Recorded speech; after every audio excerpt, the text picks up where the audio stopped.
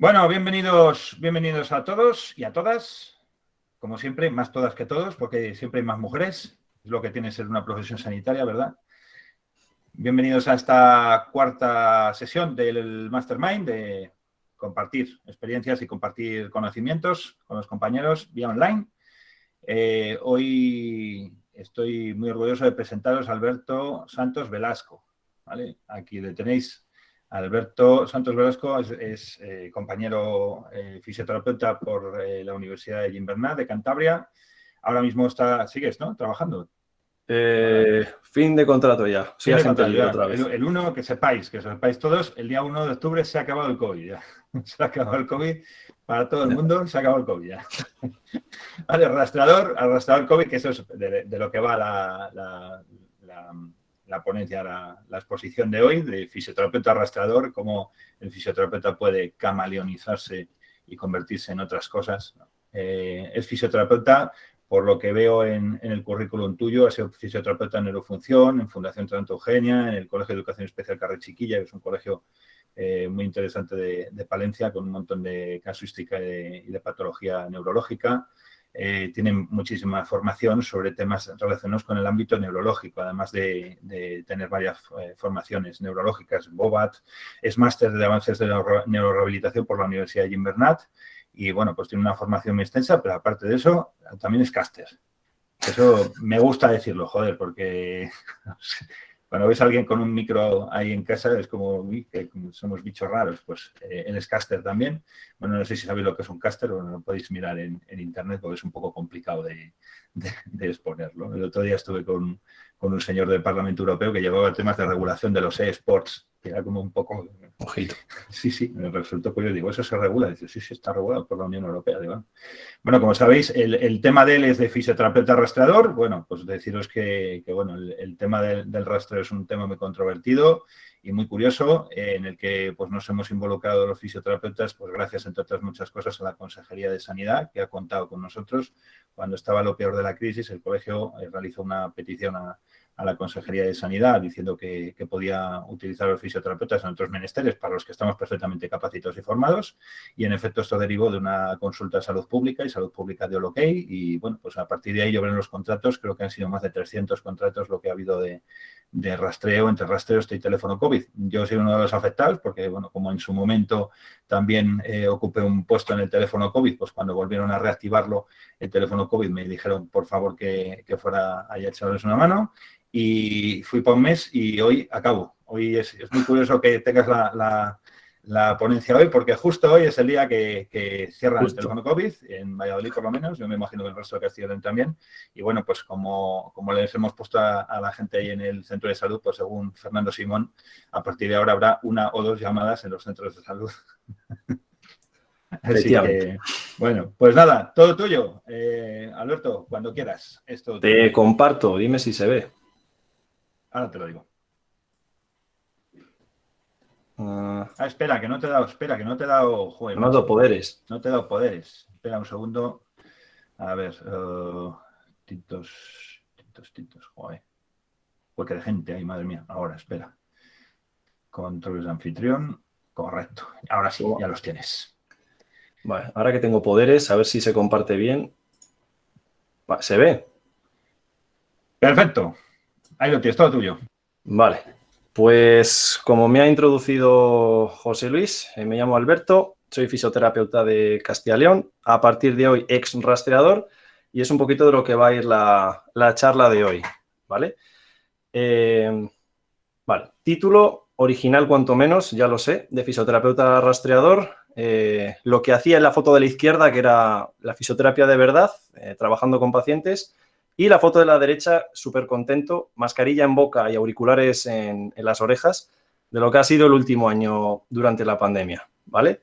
Os voy a contar un poquito cómo ha sido la experiencia este año, pero que sepáis que esto no va a ser como Paco Umbral diciéndole a Mercedes Milá, esto seguro que los más veteranos lo entenderán. No he venido aquí a hablar de mi libro, ni mucho menos, ¿vale? Pero sí que vamos a hablar voy a tocar diferentes palos para que luego, después de que yo me calle, después de esta media hora más o menos, que lo que debería durar, pues tengamos también un espacio para debatir, y dejaré alguna pregunta abierta para que las podamos hablar si queréis. Así que, como si de Rick Sánchez con Morty se tratara, vamos a activar la pistola de portales y os voy a trasladar a otra realidad, ¿vale? Y aquí un poquito lo que os he dicho ahora, ¿vale? Más o menos son 4 puntos, como lo he querido organizar. El título de la ponencia, el paso de fisio a rastreador, que para ello me he querido ejemplificar con Primo Roglic, campeón en el mundo del ciclismo, pero que previamente había sido incluso olímpico en la modalidad de salto con esquí. Ejemplificando un poquito, pues, que dentro del deporte, pues, ha tocado otra rama y yo creo que más o menos para ejemplificar lo que ha sido este último año me puede valer, ¿vale? Entonces, en estos debates internos que tenemos con nosotros mismos y con otros compañeros y otras personas, hablando de lo que era ser rastreador, de el COVID, el puñetero bicho, se me ocurrió ¿por qué no comentar también cómo afecta el COVID, cómo se puede trabajar y cómo se está trabajando ya a pacientes que ya han pasado el COVID, sobre todo cuando hay una afectación más grave de por medio. Y también voy a incluir en este punto qué patologías son más susceptibles de ser desplazadas por el COVID. Menor asistencia sanitaria, menor tiempo para rehabilitación, etcétera, etcétera. Road to Recovery, this way. Síganme para ver cómo podemos trabajar con el COVID y lo que no es el COVID. Y fotito de Fisio-Respi, pues obviamente si hablamos de trabajo de rehabilitación para el COVID y lo que no es COVID, ¿vale? Me parece adecuado que hablemos de especialidades en fisioterapia. También es otro de los puntos que quiero tocar, que no voy a decir verdades absolutas, sino que me voy a basar un poquito en la evidencia disponible y en declaraciones de otros compañeros, tanto del mundo de la fisioterapia como de lo que no es fisioterapia. Vamos a hablar pues también de médicos y de enfermeras sobre todo para darle peso a esto.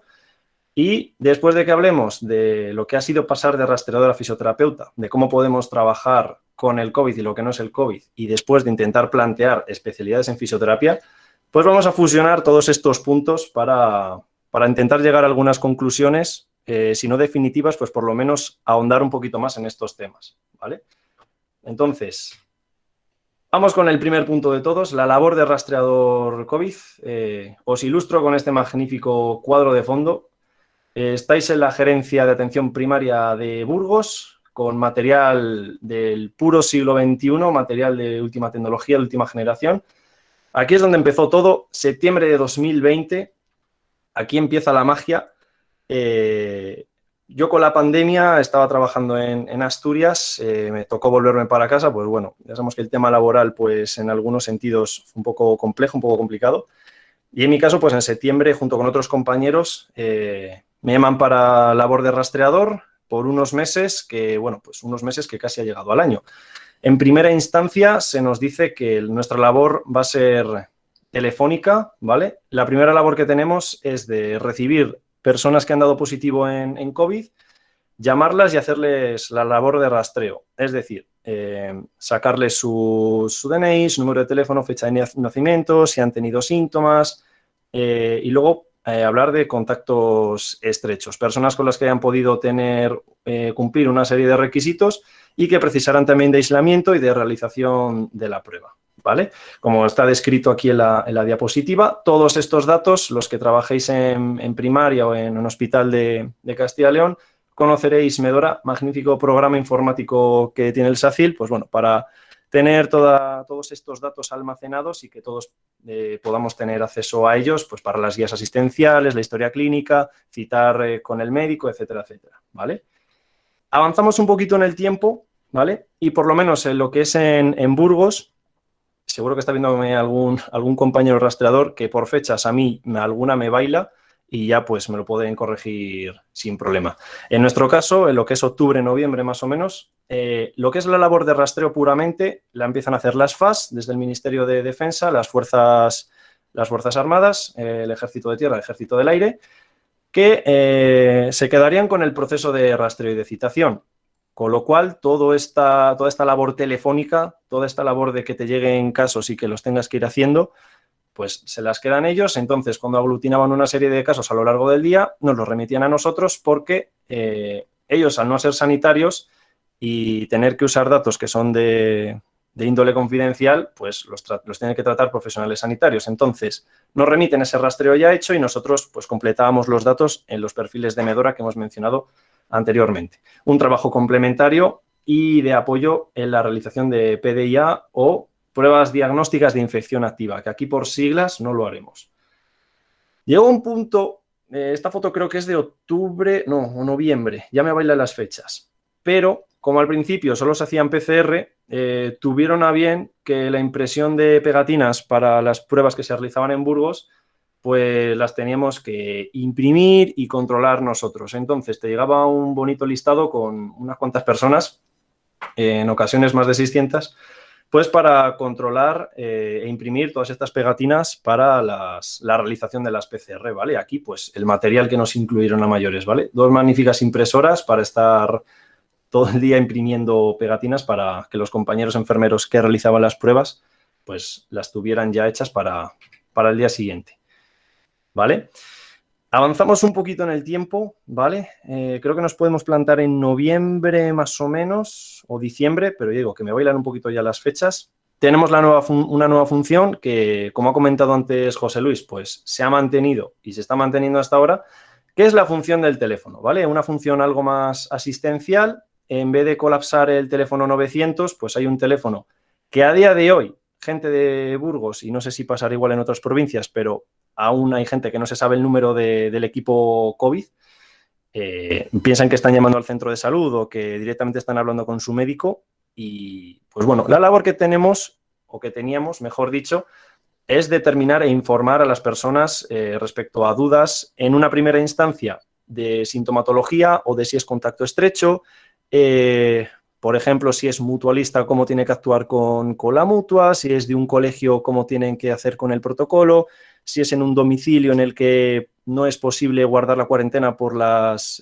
dimensiones del domicilio, pues ese tipo de información, con protocolos actualizándose literalmente cada semana o cada 2 semanas, pues intentar estar nosotros actualizados e informar a la gente en este sentido.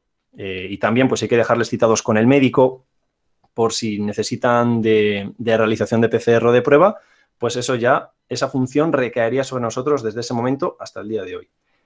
Y en la segunda parte, que sería alrededor de enero más o menos, se incluye a parte del equipo COVID de Burgos en el Coliseum. Las pruebas de pruebas de diagnósticas de infección activa se centralizan en el Coliseum, ¿vale? Donde juega brillantemente el equipo de San Pablo ahí a baloncesto, para el registro y notificación de positivos tras los test de antígenos, ¿vale? Parte del equipo íbamos rotándonos para apoyar a los enfermeros en la realización de las pruebas y el registro de las mismas, ¿vale? Por los que no lo conozcáis, pues aquí tenéis brillante edificio y aquí, pues bueno, una foto del amanecer, pues que queda mucho más bonito. Ya una vez dentro de lo que es el equipo de trabajo, bueno, pues por test de antígenos no sería, pues ahí tenemos, tranquilamente podría haber unas 800, 900 test de antígenos ahí. Recordar eso, pues que ya no solo fueron las PCR, llegó un punto en el que los test de antígenos parecían, y a día de hoy son un arma de diagnóstico pues bastante eficaz, sobre todo si hay sintomatología de por medio.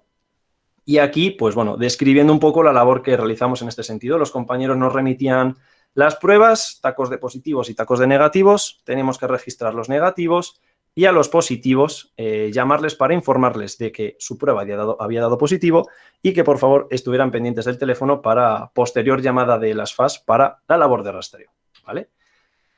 Otro saltito en el tiempo y aparte de la inclusión en el Coliseum de Burgos, ¿vale? Pues por enero-febrero se realiza un traslado del equipo COVID y la nueva función de apoyo para la vacuna. A partir de diciembre, enero, ya empiezan a llegar las primeras vacunas para los grupos más vulnerables y dentro del equipo COVID, coordinado también por el equipo, pues la ayuda a la hora de la citación pues, a los diferentes colectivos, pues de personas mayores, profesores, enfermedades de riesgo, etcétera, etcétera.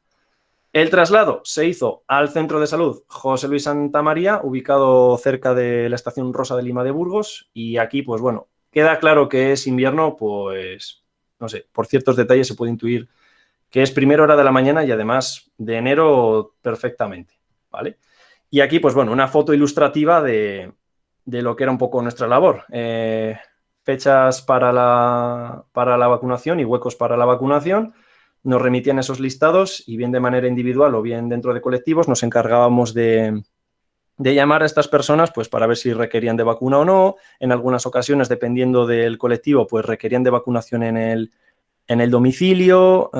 Si tenemos que comunicar que se hacía más necesidad de más huecos, más espacio para la vacunación ese día, si se tenía que posponer, qué tipo de vacuna, etcétera, etcétera. ¿Vale? Esa labor la adquirimos, ya digo, más o menos en enero y todavía a día de hoy, pero lo veremos un poquito más adelante.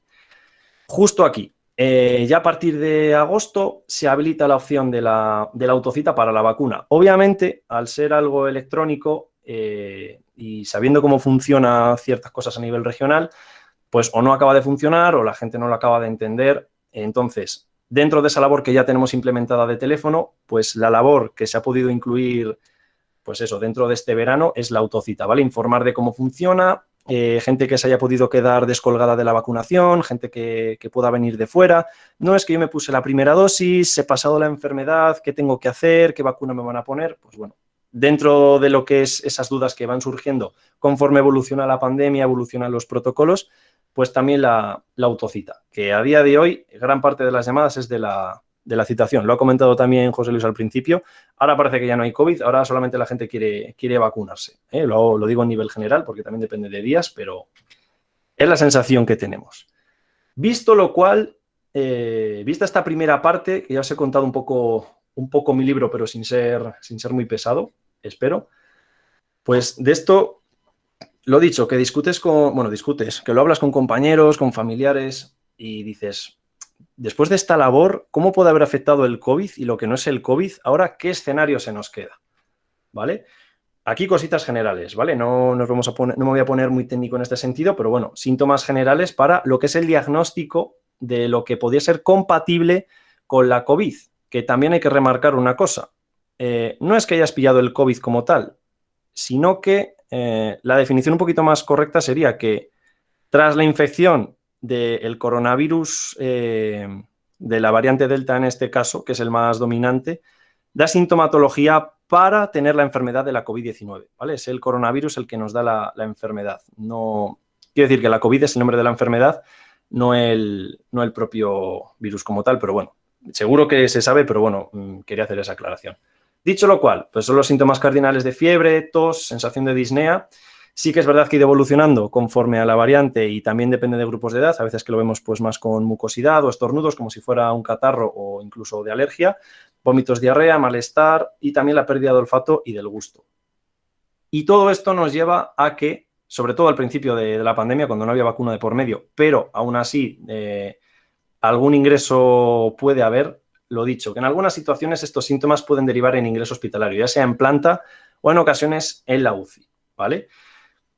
Y aquí es un poquito donde ya vamos a empezar a complicar la ecuación, ¿vale? Síntomas post-COVID tras UCI, ¿vale? Voy a traer aquí, después de una estancia en UCI, no me ha parecido adecuado traer fotos, yo creo que estamos hartos de ver fotografías desagradables, así que voy a traeros datos que creo que son más objetivos y más bonitos de ver así en este fondo naranja, ¿vale? En la columna de la izquierda, la debilidad adquirida en UCI, ¿vale? Que afecta de un 26 a un 65% de los pacientes con ventilación mecánica. Ya lo hemos dicho, si hay afectación de COVID puede afectar a nivel respiratorio, a nivel pulmonar, entonces esto nos puede derivar en complicaciones pulmonares y tener que estar con traqueotomías entre otro tipo de ayudas, de abordajes, lo cual este tipo de inmovilidad nos puede llevar a esta debilidad por pérdida de masa muscular. Y como viene descrito, difusa y simétrica, y esto también requiere, o mejor dicho, esto nos lleva a riesgo de incluso mortalidad. Otro tipo de sintomatología, otro tipo de afectaciones que puede llegar en esta estancia en UCI es el síndrome de distrés respiratorio agudo, también disminución de la fuerza de la musculatura respiratoria, polineuropatías, y otro tipo de afectaciones como complicaciones cardíacas, lesiones renales y otro tipo de afectaciones no tanto físicas como es la menor calidad de vida y uno de los grandes exponentes de esta pandemia como es la depresión. ¿Vale? Y aquí os voy a traer datos de un estudio del Reino Unido que mira que me gusta a mí la bibliografía, pero no lo he incluido en esta diapositiva. En la de la izquierda tenemos un grupo de edad con una edad media de 60 años, la mayoría hombres, que después de 2 meses de ingreso en UCI, 2 meses después, referían por lo menos un síntoma de los siguientes: disnea, fatiga, mialgia e insomnio como los más frecuentes. Y en lo que es la tabla de la derecha, la parte de arriba, edad media de 60 años, 4 meses después del ingreso en el hospital. Los síntomas más comunes son de trastorno de estrés postraumático, artralgias y mialgias. Y en el grupo de abajo, la edad media es gente más joven, de 56 años, 2 meses después refieren fatiga, disnea y peor calidad de vida. ¿Vale?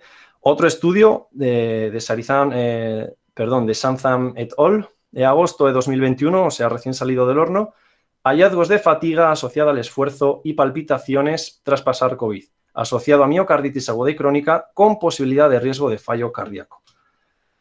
Entonces, todo este tipo de afectación, todo este tipo de sintomatología nos lleva a, bueno, se puede llamar el nacimiento de un nuevo síndrome, en este caso el ya mencionado y ya descrito Long COVID. Entonces, esta fuente de información la he sacado de la guía clínica para la atención al paciente Long COVID, una guía de España, en la que nos da unos datos que me parece que vienen bien plasmados en relación a la edad, el tipo de diagnóstico, los síntomas y cuáles son los más frecuentes. En una encuesta internacional, en la columna del centro, y en la de la derecha, una encuesta a nivel nacional, pero vemos que la sintomatología en bastantes aspectos son similares, como son la fatiga, astenia, malestar posesfuerzo, falta de concentración, síntomas físicos y psicológicos, pero sí que vemos también que sobre todo hay síntomas generales, neurológicos y sobre todo psicológicos, los que nos van a dar más guerra.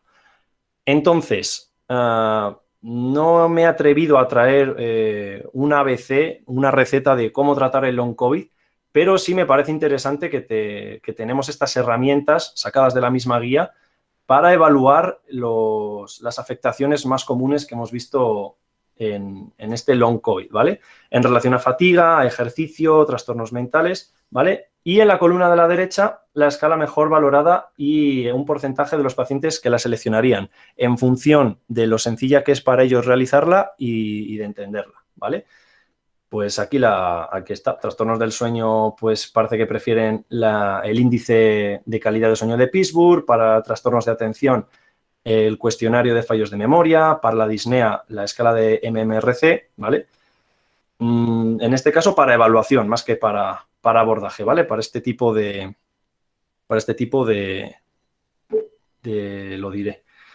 evaluación, ¿vale? Entonces, lo que he dicho, no voy a traer una receta como tal, pero sí que quiero traer 3 puntos que parece que hay que enfocarlo a nivel respiratorio y a la mejora de la capacidad aeróbica, trabajo diafragmático, pero vigilando la saturación de oxígeno y la disnea y, bueno, pues un poco como la estructura que se podría hacer para realizar este tipo de trabajo: preparación, calentamiento, este trabajo respiratorio aeróbico y una vuelta a la calma y a la relajación.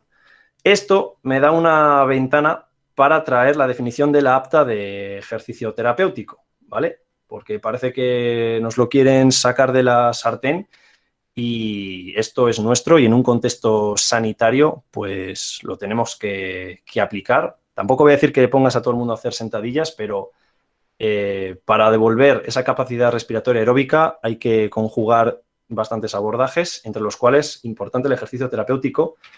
Y también voy a aprovechar pues para traer por así decirlo, 2 exponentes en este sentido, o 2 personas que tienen un perfil que me parece interesante. El señor de la derecha es Adam Meakins, que está su nombre para la cuenta de Instagram, para que le echéis un vistazo. No está tan enfocado a nivel neurológico como tal, pero sí que es una persona que en lo que es fisioterapia y ejercicio, sobre todo en lo que es carga en lumbar y en hombro, pues hace unas infografías bastante buenas. Y me ha parecido también interesante pues traer una compañera, la cual me ha dado permiso para ayudarle aquí en la difusión, que es Paula Blanco, fisioterapeuta de Burgos, que además está realizando un estudio en niños sobre fibrosis quística, pues para darle aquí un poquito de bombo, tanto a nivel internacional como aquí a nivel nacional, ¿vale?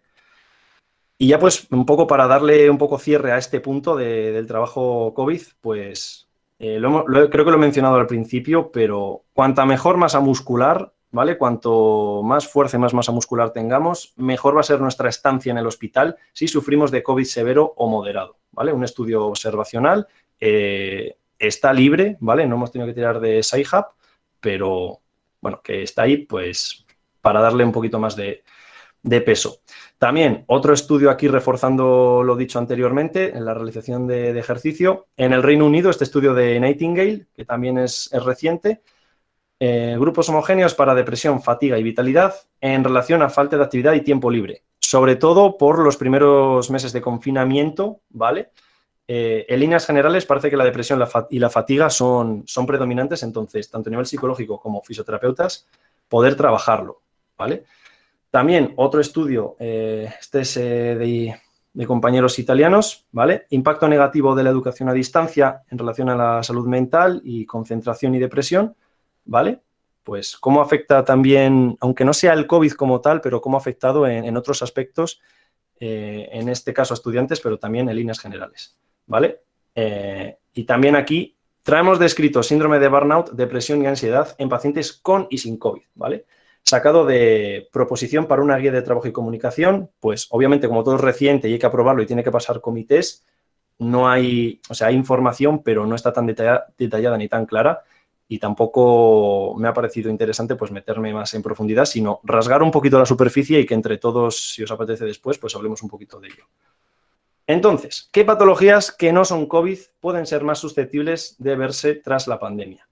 Vuelvo a traer un estudio de Reino Unido que parece que me encanta, en este caso es de Fallon et al., que una menor actividad física se relaciona con aumento del dolor y que personas con dolor crónico en el confinamiento sufrieron aumento de dolor percibido y mayor percepción de catastrofismo. Y también a nivel nacional. Esto en cuanto a nivel internacional, lo que no es COVID, pues vemos cómo estas patologías de índole crónica, lo que decía al principio, pues pueden verse más en mayor medida. Y esto, pues como quien dice, lo he metido esta semana. En septiembre de 2021 se da en León el Congreso Nacional de la Sociedad Española de Epidemiología, en el cual he rescatado lo que me ha parecido más importante, pues que se han presentado más de 200 trabajos para que luego digan que en España no hay investigación. Un dato en relación a la gripe, que se tiene más riesgo de fallecer por COVID si tienes más de cierta edad, que parece ser que tenemos que pararnos a pensar también en residencias de mayores y los cuidadores de estas personas, que es importante también los niveles socioeconómicos y el espacio de las viviendas, ¿vale? Y otros 3 datos que me han llamado mucho la atención. En la primera ola se compró más del 70% del alcohol del habitual para los domicilios y un 60% más de aperitivos. En cuanto al cáncer, paralización de los cribados de cáncer colorectal, mama y cervix. Y en cuanto al tabaco, 12% mayor de riesgo de ingreso por COVID e incluso mayor en hombres. Por lo cual estamos viendo que la mala alimentación, el alcohol, el cáncer y el tabaco, aunado a esa depresión, esa falta de actividad, nos puede dar, ya no solo como nombres en general, sino que estas afectaciones las vamos a ver en principio en mayor medida. Y ya para recabar un poquito este punto, que los médicos y las enfermeras en atención primaria, con la alta ocupación que han tenido, no da para todo, no se cubre, ya lo hemos visto en vacaciones, como también parte de la quinta ola se debe a que las vacaciones merecidas por parte del personal sanitario no se cubre porque no hay más, ergo, el sistema entra en déficit. Y ya para rescatar lo que quería comentar en este punto, que para mí las patologías crónicas y sobre todo los más vulnerables, los niños y las personas mayores, no voy a hablar de patologías como tal, más que en el punto de abajo, que creo que el ictus y el cáncer son las que más guerra nos pueden dar en ese sentido por cómo funcionan, son las más vulnerables. Hemos visto, recopilando datos, como 31.000 cirugías no tratadas en España este año, un caso documentado en Palencia de una persona que quiere acudir a que se le dé asistencia sanitaria y estuvo 3 meses hasta que se la atendió para que le diagnosticaran cáncer, lamentablemente. Y dicho, pues ya para el final de la diapositiva, casi un 20% no diagnosticados de cáncer o con esta patología diagnosticada de manera tardía en España, para que nos paremos a pensar y dárselo como fundamento para que se refuerce el sistema sanitario a nivel regional y nacional. Entonces, visto lo cual, visto lo que es el COVID, visto las patologías desplazadas y cómo funciona el bicho, ¿por qué no volver a hablar, por qué no traer a la palestra lo que son las especialidades a nivel de fisioterapia? Aquí me voy a mojar mucho y me voy a mojar poco, ¿vale? O sea, nos podemos meter a debatir con compañeros, con otras ramas sanitarias, y es que esta diapositiva es que no tiene bibliografía ni nada. Simplemente de las tropecientas que he rebuscado y de todo lo que he podido informarme, pues me parece un poquito la más visual en cuanto a posibles especialidades de fisioterapia. Tampoco es que esto vaya a ser el ABC, pero bueno, es otro punto de vista más de todos los que hay de cómo podría ser la ramificación, las especializaciones en fisioterapia, ¿no? Eso sí, aquí vamos a ponernos un poquito serios, pero un poquito guasones a la vez. Ojito, porque aunque nos especialicemos en fisioterapia, podemos caer un poco en el síndrome de la titulitis. O sea, tú te metes a buscar en páginas de información o incluso en universidades y te dicen especialízate en mesoterapia o especialízate hazte un posgrado de fisioterapia, hazte un máster de fisioterapia neurológica, que además, si lo haces con nosotros, te llevas un descuento. Sí, amigos, vale. Vamos a formarnos, pero para ello tenemos que tener las ideas claras, ¿vale? Que no nos vendan la motito, que no nos subamos al carro de yo tiro para acá y ya está, ¿vale? Tengámoslo claro cómo tendría que ser una ramificación, cómo tendría que ser una especialidad en fisioterapia, cómo lo marcamos, ¿vale? No vía internet, sino a través de compañeros como Aris Monasterio, ¿vale? Que nos trajo esta publicación en febrero. Realmente hay un proyecto de Real Decreto en relación a especialidades en fisioterapia. Lo trajo a través de la vía redacción médica. La Asociación MIR de España, a través de Luis Tejedor, explican que están a favor de estas propuestas de fisioterapia para mejorar la calidad del Sistema Nacional de Salud y los cuidados que reciben los pacientes, ¿vale? Se cree que, al igual que se es exigente a la hora de acreditar unidades MIR, unidades de enfermería y de otras especialidades, habría que hacerlo con la de fisioterapia, en relación a lo que he comentado al principio. Una cosa es que tengamos en mente las especialidades en fisioterapia. Tampoco voy a traer yo la respuesta porque me parecería muy pretencioso por mi parte, pero sí que me parece este espacio del Mastermind un punto para intentar sacar algo más en claro. Y de esta diapositiva también recalcar lo que comenta Seila Justo, que es la secretaria técnica de MIR Nacional, que es una buena iniciativa para homogeneizar la formación y la especialización en campos de la fisioterapia concretos. Ahora bien, ¿cómo los definimos? Está compleja la cosa. Lo que está claro después de esta parrafada, vamos a tenernos a las flechas y, aunque nos encante darnos de palos con nosotros y con otras especialidades y otras disciplinas profesionales, en este caso la enfermería nos echa un capote. Creen que sería beneficioso para los fisioterapeutas el que tuviéramos especialidades, que se homogeneizara y que repercutiría favorablemente en la calidad de los servicios a la población. Más argumentos de peso. Traigo aquí a Berta de Andrés, que es coordinadora de la Comisión de Neurofisioterapia de la SEN, de la Sociedad Española de Neurología.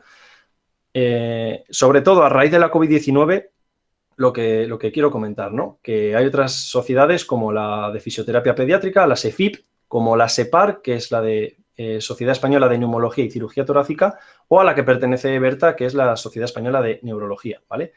La complejidad clínica derivada de esta afectación multidimensional que hemos visto durante la presentación es necesario que se implementen ciertos tipos de especialidades, ya no solo por el COVID, sino por otras patologías que están quedando a veces en segundo plano.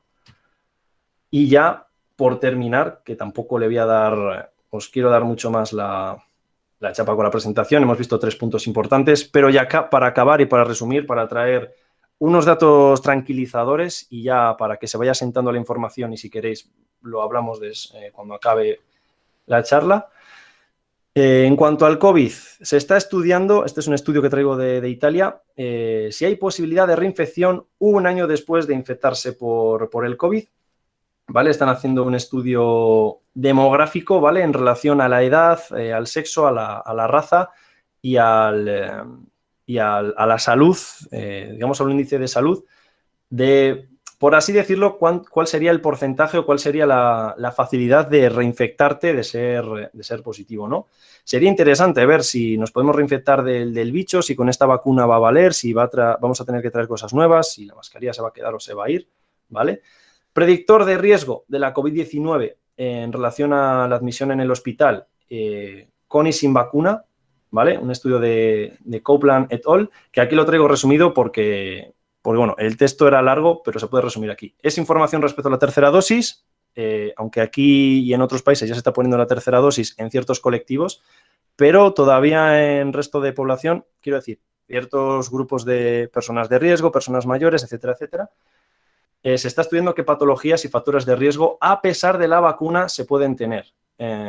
Y lo vemos en What This Study Adds, en los segundos 3 puntos, en el segundo donde pone Several Clinic Risk Factors, etc., etc., etc., en relación a lo que he descrito en el texto, que es que a pesar de la vacuna puedan tener riesgo con el COVID, a pesar de la vacuna, síndrome de Down, trasplante de riñón, enfermedad de mutación celular, cuidados residenciales, quimioterapia, trasplante reciente de hueso o trasplante de órgano sólido. Y otros que no tienen que ver tanto con patologías físicas, pero sí mentales, como es demencia, Parkinson, condicionantes neurológicos y cirrosis hepática, ¿vale? O sea, que podrían ser colectivos susceptibles de esta tercera vacuna y susceptibles de que en este trato sanitario y de salud pudieran tener más relevancia. Otro estudio en respuesta inmuno-humoral en Islandia, 91% de personas dieron seropositivo, quiere decir que por lo menos 4 meses después de la vacuna o de pasar el bicho, sigues teniendo anticuerpos. Lo digo porque parece que se mete prisa después de pasar enfermedad que un mes después te puedes vacunar, no que debas vacunarte. Anticuerpos, por lo menos en Islandia, 4 meses después duran. Y el riesgo de muerte por COVID en Islandia no es del todo extrapolable a España porque el porcentaje es un poquito más alto, pero el riesgo de muerte en Islandia por COVID es del 0,3% respecto a la población total. Y ya para ir finalizando, estos son datos de los 16 últimos días de datos de COVID en Castilla y León, ¿vale? Solamente en 3 días, por repuntes contados en Ávila y en Burgos, en colectivos determinados, se ha pasado de 100 casos, la media está en unos 70, 80, 90 casos por día. Los días que hay menos es porque es fin de semana y se hacen menos pruebas y en general también. Y esto es una actualización a nivel global del 15 de septiembre. No lo he podido actualizar de esta semana, pero bueno, que se sepa que España es el 5º país del mundo, solo por detrás de Malta, de los Emiratos Árabes, de Portugal y de Singapur, en vacunas puestas, ¿vale? 70 millones de dosis que se han administrado, con lo cual se va a llegar a un porcentaje de vacunados que, si no me equivoco, y tras las últimas declaraciones de nuestro señor presidente, rondaría el 76% de vacunación en el país y se estima que incluso más, porque personas con al menos una dosis hay un 79%, ¿vale? Y por mi parte, ya solamente me queda hacer la promoción de las redes sociales. Está el Twitter, el Instagram y, bueno, pues la otra parte no tan fisioterapéutica, aunque también suelo hacer directos hablando de análisis de artículos y de neurociencia, pues en Twitch, magnífica plataforma. Y ya estaría la charla hecha. Espero que os haya gustado, os haya entretenido y vamos con lo que nos interesa, con la charla, con el debate. Muy bien, Alberto, fantástico. Bueno, yo creo que Twitch lo usamos mucho para temas lúdicos. Nos da vergüenza dar el Twitch. Bueno, no sé si tenéis alguna cuestión. Yo, bueno, me he sentido muy identificado, lógicamente, por todo el relato que has comentado, porque, en cierto modo, he sido un poco víctima de ello también. Lo que sí me resulta curioso es que ha habido cierta variación, por lo que veo en por decirlo de alguna manera, las competencias, ¿no? Nosotros, por ejemplo, en el teléfono COVID, pues éramos los que citábamos todas las pruebas. O sea, nuestro objetivo básicamente es intentar derivar la mínima cantidad posible de gente al personal sanitario de atención primaria. O sea, nosotros dábamos las pruebas, le dábamos información al paciente y única y exclusivamente citábamos, pues eso, para seguimiento de resultados o para, en caso de bajas laborales, etcétera, etcétera, pero siempre especifican las bajas laborales, por ejemplo, con la empresa, el día de alta, el día de baja, etcétera, etcétera, para que el médico tuviera que hacer lo menos posible. Y yo recuerdo la primera etapa, la etapa de marzo, que eso fue terrible, porque claro, a mí me dejaron delante de un teléfono y me dijeron, al médico no se le pasa nada.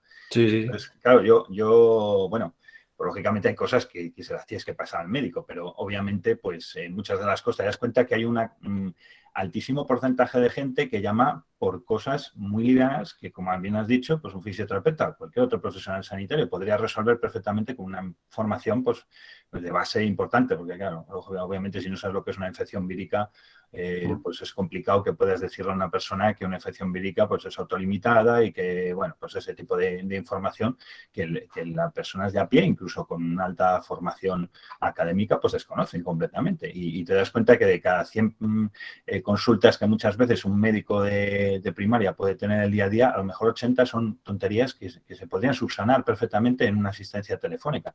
Eso se pueden derivar cositas. Yo creo que también espero que la Agencia Regional de Salud aprenda de ello y se dé cuenta que a lo mejor también conviene poner un teléfono de asistencia pues simplemente para este tipo de cosas y luego ya derivar como primer filtro. Sí que es cierto que la gente lo ve como muy impopular el hecho de tener un filtro primero porque parece que es que estás intentando que no accedan al médico, pero bueno, se puede hacer de esa manera también, hablar con una persona y en caso de que veas que es una cosa que es un asunto 100% médico, pues citarlo con el médico ese mismo día incluso, ¿vale? Porque las autocitas y todas estas historias están muy bien, pero muchas veces pues tienen el problema, como bien has dicho, que la gente no lo entiende, que hay gente muy mayor que en el momento que le dices que empieza por 3 W ya directamente te arruga el morro y te dice que te vayas a freír gaitas y cosas de estas. Entonces yo creo que es, a ver si de esto sacamos algo bueno, yo creo que sí, aprenderemos y yo creo que sacaremos algo bueno. Con el tema asistencial con los médicos sí que les intentamos quitar ese trabajo, ¿no? Pero, claro, por ejemplo, si tiene sintomatología,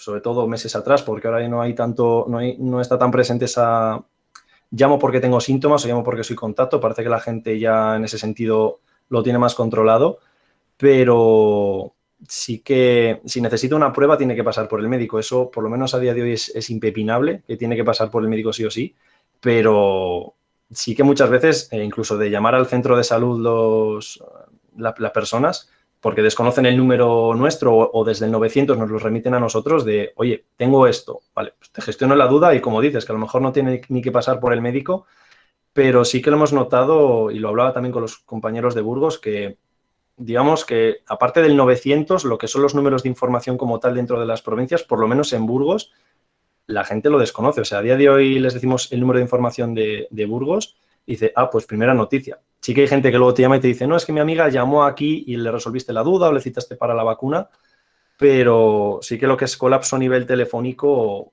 entiendo que hay en los centros de salud, pero sobre todo por dudas que se pueden solventar en 3, 4, 5 minutos de llamada por profesional sanitario si tienes la información.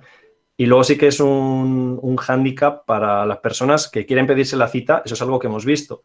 Dentro de lo que es la agenda del médico o de la enfermera, tiene un desplegable con varios tipos de cita, como me lo invento porque tampoco me acuerdo de todas, pero extracciones, médicos que son de zona rural, si hoy le toca esta zona, mañana no, si es para COVID, si es para consulta. Entonces, dependiendo del tipo de agenda, a lo mejor la duda que tiene no se la puede resolver hasta dentro de 3 o 4 días, aunque tenga agenda disponible para el mismo día, a lo mejor para dentro de media hora. Pero como no es ese tipo de cita que se da por teléfono, pues ahí tenemos el colapso también.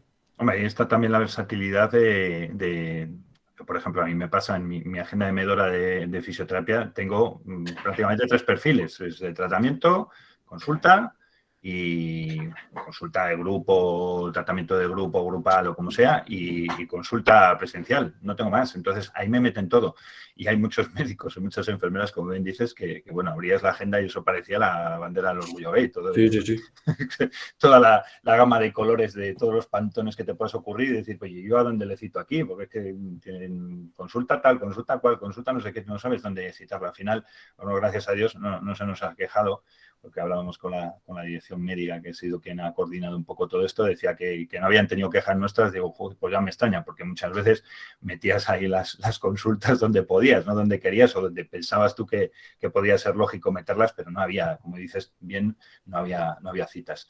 Otra cosa que comentabas, lo del tema todo el tema del post-COVID es para nosotros un reto, sin duda. Además, hace poquitas semanas tuve la suerte de tener una reunión con los COVID de Castilla y León, que están haciendo mucha presión y que hace mucha presión con el tema del fisioterapeuta, porque, bueno, piensan que es una figura clave para la recuperación del COVID permanente y, de hecho, así se ha manifestado también incluso en reuniones que han tenido a nivel del Ministerio de Sanidad. La cuestión es que, como bien dices, hay estudios y están saliendo estudios. Yo tampoco soy mucho de mirar estudios minuciosamente y tal y cual, pero miro un poco gente que hace pues un poco recopilaciones globales, y hace poco tiempo una recopilación global de todo el tema este long COVID por parte de la World Confederation for Physical Therapy, del WCPT, y casualmente insisten que no existe todavía una evidencia sobre el tema del ejercicio físico, al menos el ejercicio físico de una manera programada o de una manera progresiva, por decirlo de alguna manera, el ejercicio físico progresivo, la fatiga progresiva, que puede ser o podría caber en la cabeza de cualquiera, que es la forma de incrementar un poco la resistencia de estos pacientes. Pues parece ser que en los estudios no ha dado buenos resultados eso, y se centran más en garantizar el entrenamiento con las actividades de la vida diaria. No sé si tú estás de acuerdo en esto o has visto estudios que digan lo contrario, y que a lo mejor, pues en quizá a lo mejor este estudio, que es relativamente reciente, o esta recopilación que es relativamente reciente, es posible que a medida que vaya pasando el tiempo vayamos viendo otro tipo de situaciones o de otro tipo de estudios que demuestren un poco que en algunos casos de COVID persistente, pues el trabajo progresivo, el trabajo aeróbico mantenido, pues puede ser muy beneficioso para recuperar, que yo creo que es lo que entra en la lógica cajonera de cualquiera de nosotros.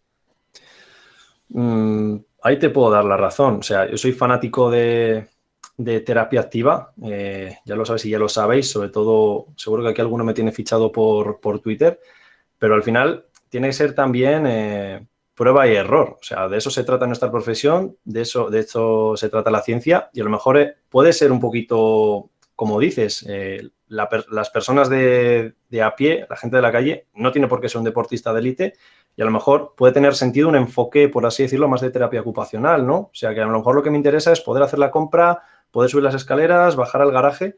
Entonces, sí que se podría, por así decirlo, amoldar lo que es una aplicación de ejercicio terapéutico, pero más adecuado a las actividades de la vida diaria, o que puede depender de cada persona. Ya un poco lo que he dicho en la presentación, ¿no? Que es todo tan reciente que lo que va saliendo es como, vale, esto es lo que más sentido tiene, parece que los estudios preliminares es lo que más fuerza puede tener, vamos a implementarlo. Vamos a hacer un seguimiento, o podemos hacer un estudio incluso a un ciego, comparando esta terapia que queremos proponer con algo pasivo o con algo convencional, y a partir de ahí ir trabajándolo. Pero sí que puede depender también de grupos de población, factores asociados, factores de riesgo, pero yo creo que todo pasa por un poquito de todo, ¿no? Atención de medicamentos si hace falta, atención de enfermería, de medir parámetros, incluso, ¿por qué no?, la intervención de una figura como el terapeuta ocupacional, que en actividades de la vida diaria pues puede tener bastante peso, y creo que pasa desapercibido en ciertos aspectos. Sí que la fisioterapia la reivindico, pero yo creo que el terapeuta ocupacional, sobre todo en grupos de población mayores, pasa desapercibido, y creo que sería una herramienta muy importante para este colectivo. Sí, sin duda alguna son los grandes desconocidos, por lo menos en la aplicación de determinadas partes del proceso de rehabilitación.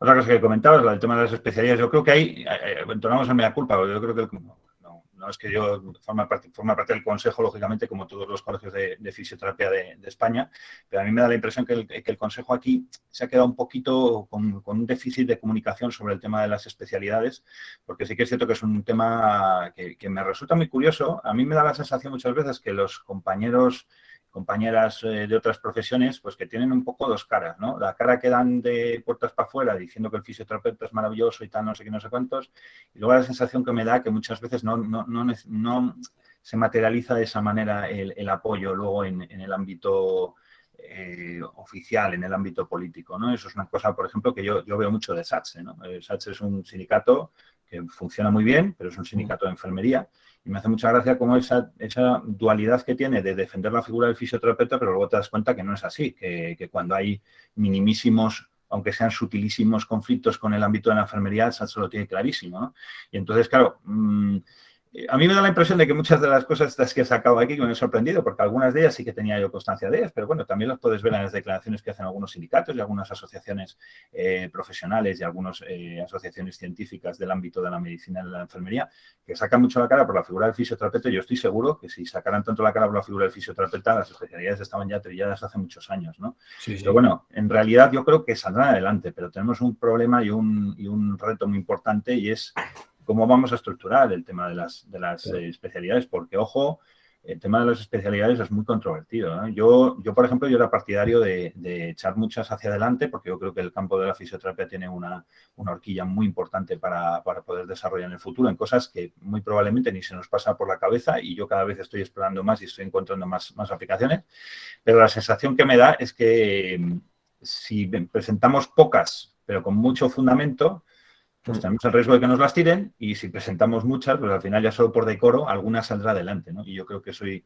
partidario de eso, de presentar muchas, porque hay fundamentos, yo creo, suficientes para presentar proyectos de especialidades con solidez, pero lógicamente yo no tengo todas consigo que algunas salgan adelante, ¿eh? Porque siempre hay oposición, siempre pasa algo, siempre alguna historia. Y bueno, lo que decías, por ejemplo, el decreto este que han presentado a las comunidades autónomas, que sé, hasta el Consejo hay pim pam, a ver si salía, que va a salir el decreto y tal, cambiaban el director general de ordenación, después de haber estado currando 2 o 3 años con uno, de repente cambian a otro, le tienen que contar la milonga, a ver de dónde coge a este, bueno, no sé qué. Bueno, pues reuniones que muchas veces no son reuniones reivindicativas ni lobistas, ¿no? Son reuniones simplemente para expresarle, oye, esta es la voluntad de la profesión y esto es lo que queremos tirar para adelante, y da la sensación que muchas veces se están dando pasos para atrás por cuestiones políticas. Y se comentó lo del tema del decreto este, y bueno, por lo visto lo han debido pasar a consulta a las comunidades autónomas, pero es que nos hemos enterado pues casi pues por accidentalmente, ¿no? A ver, llevamos aquí años y años diciendo que cuando vais a sacar esto, y cuando lo sacáis no nos avisáis, pues hombre, no sé, si a lo mejor es que no quieren contar mucho con nosotros, pero bueno, ya sabes que esto es una cuestión de política. Yo estoy seguro que las especialidades acabarán saliendo, yo espero verlas, pero yo ya no sé si cuando yo las veré. Yo no sé si cuando yo las vea tendré capacidad, tiempo y ganas suficientes para especializarme, pero bueno, espero que sí. No sé si, bueno, al respecto, tampoco quería monopolizar, pero bueno, como este tema es un tema que me ha tocado porque me ha tocado prácticamente, ya os digo, 11 meses, no sé si alguno de vosotros queréis hacer algún tipo de aportación, algún tipo de intervención, queréis preguntar algo, queréis expresar pues, simplemente vuestras ideas o vuestra opinión sobre este tema. Si queréis, pues nada, levantéis la mano o directamente abrís el micro y le preguntáis a Alberto. Bueno, por respecto a todo el tema de la exposición, a mí me ha parecido fantástica porque es una cosa completamente diferente de lo que puede hacer un fisioterapeuta, de lo que por lo menos conceptualmente creen que puede hacer un fisioterapeuta. La primera especialidad no reglada de fisioterapia al final, ser rastreador. Sí, ya te digo. Sí. ¿Quién lo iba a decir, Bueno. Yo me acuerdo que la primera vez que lo planteé, cuando empezaron con problemas de estos, es que me miraban como un bicho raro, ¿no? Y decía, claro, tenemos formación en salud pública, ¿por qué no? Que no. Y como le dije un día, además es que se extrañó la consejera, porque recuerdo que en un consejo castellano de salud le dije, a ver, faltan médicos, faltan personal de enfermería, fisioterapeutas sobran. Y claro, saltó rápido y dijo, ¿cómo que sobran? Digo, no, que sobran el paro. Digo, claro. Es que sobran la seguridad social, por supuesto que no sobran.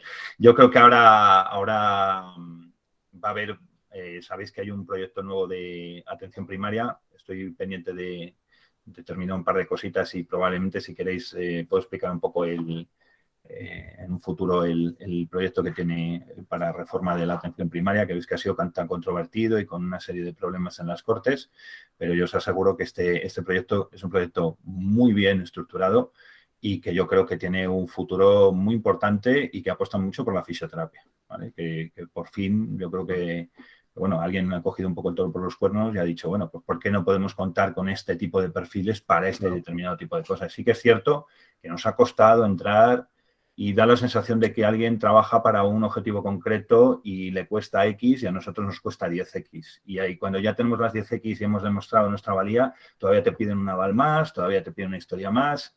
Y al final, bueno, hemos conseguido... Creo que sabemos de primera mano lo que nos ha costado entrar y sobre todo lo que nos ha costado quedarnos. Sí. Bueno, ya sabes que hubo aquella historia de enero, que además casualmente a mí me confirmaron que no iban a prescindir de rastreadores fisioterapeutas. Y bueno, sorpresa. Te lo trasladé y dije, a mí me han dicho que no, desde arriba han dicho que no, yo entiendo que no va a ser así, pero bueno, al final muchas veces, como esto en cierto modo es un poco reinillo de taifas, que hay 11 gerencias que cada una hace un poco funciona un poco pues de forma autónoma. Ya lo hemos visto con el tema de la vacunación. Con el tema de la vacunación, cuando requirieron la colaboración del colegio, pues también hubo mogollón de disparidad entre unas provincias y otras. Solamente por puntualizar, o sea, dices de provincias, pero por lo menos en Burgos, ¿vale? Cuando la gente nos llama para vacunación, lo que he comentado, gente que queda descolgada, que si segunda dosis, que si ahora vengo a Burgos, etcétera, etcétera, solamente nos dejaban citar para Burgos capital. Si la persona era de Aranda o de Miranda de Duero, le teníamos que citar con la enfermera de ese centro de salud para que esa enfermera le citara para la vacuna. No nos dejaban citar ni siquiera para ciertas zonas de Burgos, o sea que es 9 provincias que cada una se ha organizado un poco, supongo que como ha podido también, porque luego el tema de distribución de vacunas, no sé exactamente cómo funciona. Sí, Miranda de Ebro, ha sido un lapsus, es verdad, un lapsus. Ha dicho Miranda de Duero. Pido perdón. A mí me pasa a mí también, entre Miranda de Duero y Aranda de Ebro. ¿Quién ha preguntado también? Sí, ha preguntado, aquí hay una pregunanta. Si el Google Maps al final va a ser como Twitch, que vas hablando y te salen cositas en el chat. Si es que es prácticamente lo mismo. Ya, pero existía antes Google Meet que Twitch, ¿eh? Vaya.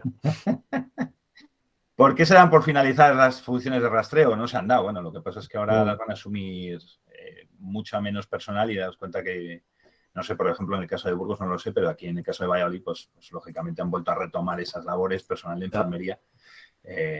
Comparto pantalla un segundo para verlo. Se ve, ¿no? Se ve el PowerPoint otra vez. Se ve, ¿no? Hola. Sí, que se está viendo duplicada la ventana de Meet. Has duplicado el Meet. Yo creo que has escogido pantalla completa y a lo mejor tienes abierto Meet.